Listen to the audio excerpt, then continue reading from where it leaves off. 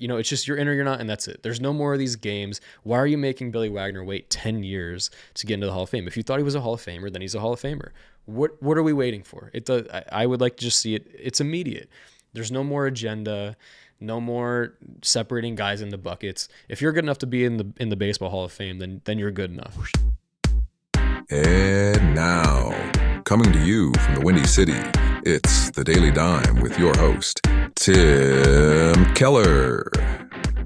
Welcome everyone to this Thursday edition of the Daily Dime. Today is January 23rd, and today I wanted to talk about our three newest inductees into the National Baseball Hall of Fame. Now, sometimes I think we forget how great some of these players were as they're getting inducted into the Hall, mainly because they have to wait 5 years before they're on the ballot. Some guys wait even longer than that to actually get inducted. And typically most players have a little bit of a fall off, at the end of their career. It's perfectly normal. But, so it's probably been maybe a decade, even longer for some of these guys since we've really seen them in their prime. So I wanted to kind of do the due diligence, go through each of these guys, at least their major stats, and just kind of give them, the credit they deserve for their outstanding career. So the first one I wanted to talk about was Billy Wagner. So he played 16 seasons in the MLB. More than half of those were with the Astros. He was a 7-time All-Star. He finished in the top 6 for the Cy Young twice. He also finished with a 2.31 career ERA, which is incredible on its own, but he also had a whip that was below 1, which is just insane for any pitcher.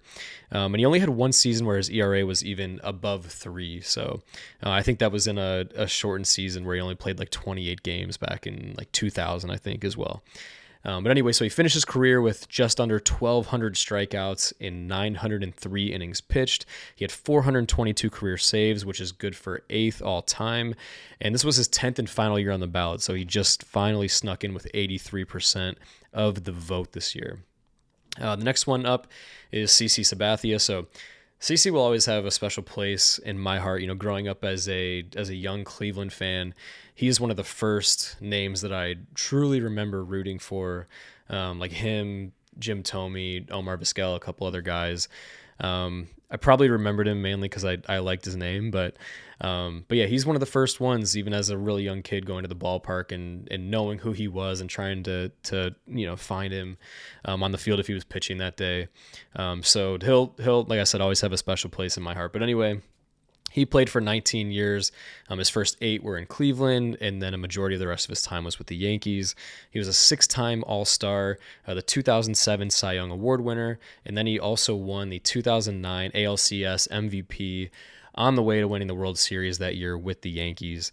He also finished second in the 2001 Rookie of the Year voting. He lost that to a man that we will be talking about in a minute here. He finished top 15 in the MVP voting in 4 separate seasons. He finished with 251 wins, and he had 21 in 2010 for the Yankees. He had a career ERA of 3.74, a whip of 1.26, and he finished with 3,093 strikeouts.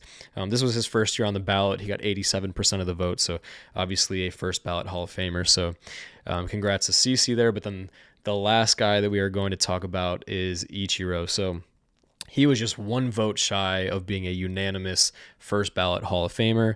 We'll talk about that a little more in a bit. So he played 19 seasons in the MLB. 14 of those were with Seattle. Then he split the rest of his time with the Yankees and the Marlins. But we also can't forget he played 9 seasons professionally in Japan before coming over to the MLB. So I think he had over 1,200 hits there, like over 100 home runs. And that's a lot of mileage before coming over to play in America, which just make his stats even more staggering to know that he did all of that, after age 27, after already playing 9 seasons of professional ball. He came over, he still put up over 3,000 hits. I think he had, what was it total? He had like 3,000 and I know I've got it down here. So 3,089 hits, and he hit a career batting average of 311. I don't know if we'll ever see anyone else, at least in the near future, finish with a career batting average over 300 again, just the way the game has changed. But yeah, so as we mentioned before, he was the reason that CC finished second in the Rookie of the Year voting in 2001 because Ichiro won it. But he also won AL MVP that year, which is insane to do in your first season in the bigs. He hit 350. He had 242 hits. He had 56 stolen bases. Just an insane season for his rookie year. And then so he would also go on to be named an All-Star in his first 10 seasons in the majors. He also won a Gold Glove in each of those first 10 seasons. And then he ended up winning the batting title twice. He was a 3-time Silver Slugger. And just as a little cherry on top, he was the MVP of the 2007 All-Star game. So just an incredible career from Ichiro. You tally up his Japanese and his American stats. He had like over 4,200 hits and 200 home runs. Just incredible longevity from him to perform that long and that well. So congrats to him. But we kind of mentioned a little bit about the one vote short of being a unanimous first ballot Hall of Famer. And I was thinking a lot about this, and the more I thought about it, the more I realized how much I dislike the voting process for the Hall of Fame in the MLB. So just to kind of go through it real briefly, just the quick and dirty. So basically, you can't get on the ballot until you've been retired for 5 years in most cases. And every year you end up with probably about 25 to 30 guys on the ballot. And then it's voted on by the Baseball Writers of America, or Baseball Writers Association. Same thing. Anyway, the BBWA. And so it's voted on by them. Each voter can only vote for up to 10 guys on their ballot each year. So even if there's like 11 guys that you think are truly eligible for the Hall of Fame, you can only vote for 10. And you have to get 75% of the vote to be inducted. And if you don't get 5% of the vote, then you're taken off the ballot. You can't get into the Hall of Fame. So I think there's a few flaws here. The first one being that you can only vote for 10 guys. If there are multiple guys, or 11, 15, 20 guys that are, true Hall of Famers, then you're already going to dilute the vote there. And then I think the bigger issue, though, is that we get so caught up with guys being either unanimous Hall of Famers, first ballot Hall of Famers, or like second ballot, whatever. And when it comes to baseball, the Hall of Fame is already such an elite group. Like basketball lets everybody in. Football lets a lot of guys in. Baseball is only the top couple percent of players ever to play the game. And so it's not like this is an elite group where you need to kind of tier them within the Hall of Fame. Mariano Rivera was the only unanimous guy. And then is it even that accurate? Would you say he's better than some of the other historical players of all time? Even as great as he was, probably not. So do the tiers even really matter? I would argue that in the long run, you're either a Hall of Famer or you're not. And in MLB, I think that's good enough. I don't think we need to try to separate that or put them into separate buckets beyond that, where you're a first ballot or second ballot or whatever, because I think it gets so messy, and it almost requires collusion among the writers to make sure that it plays out correctly. And it typically does. So I have a little bit of a hard time criticizing the system because it typically works out for the most part.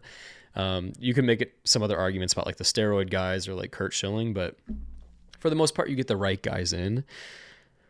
But it still seems very messy to me. So, for example, like the guy that didn't vote for Ichiro, so let's say his argument was probably that he just didn't want it to be unanimous. But what if every other single voter did the same thing? Like, unless if they colluded, you don't know that. So what if they all just said, oh, we don't want it to be unanimous, I'm not going to vote for him, and then he gets 0 votes? Like, this is a guy that is clearly a Hall of Famer, and like potentially, it's very rare, like probably won't happen, but like potentially could have been left off the ballot just for an agenda. And same for, pretty much anyone else. So even like Billy Wagner, this was his final year on the ballot. What changed this year for those writers between his 10th year and his 9th year, or any of the years prior to that? It doesn't make any sense to me, especially in baseball, which is such a data-driven, analytic, numbers-based sport. The numbers have not changed since he retired. Like, they've been the same for 10 years. What in your mind made him a Hall of Famer now that he wasn't 10 years ago? And that's why I think the way the current system is, it allows for all these other agendas to be in play, and it's too messy for me. I don't like it. And I think it's a tough balance unless you're colluding, which isn't necessarily even bad that they have the collusion in the system because it allows it to kind of work. I'm sure they talk amongst themselves and try and, make sure things end up working out correctly. But But for a guy like Billy Wagner, you have to make sure that he doesn't get less than 5% of the vote because you want him on the ballot. If you think he's going to be a Hall of Famer, you just don't want it to be his first or second or ninth year. But then you also have to make sure that he doesn't get 75% of the vote so he doesn't actually get in yet. And so either way, you're kind of like whipping the writers into, this space where you make sure it's somewhat in the middle, maybe slightly increasing each year. It just feels messy. I don't like it.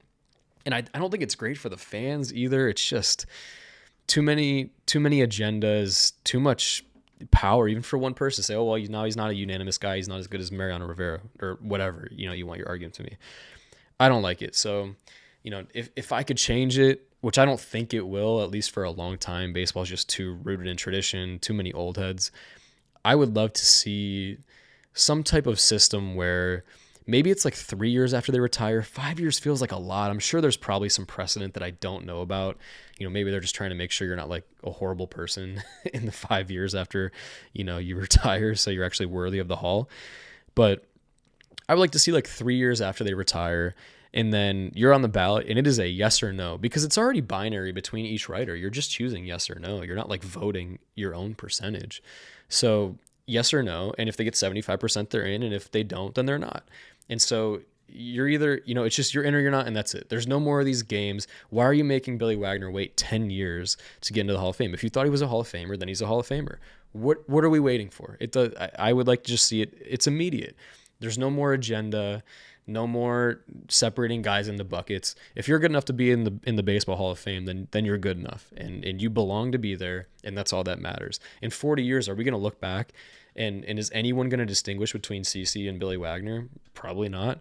They're going to say, oh, they're both in the Hall of Fame. They both have their plaque. Did it matter that CC got in on the first try and then it took Wagner 10?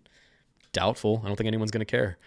So I would like to see that change, but like I said, probably won't be for a while, but who knows? Maybe we'll get lucky. So anyway, with that, we will just about wrap it up for this Thursday episode of the Daily Dime. As always, thank you for watching and listening. And if you would, please subscribe to the show and like and comment, rate, subscribe, everything. But anyway, we'll talk to you tomorrow. See ya.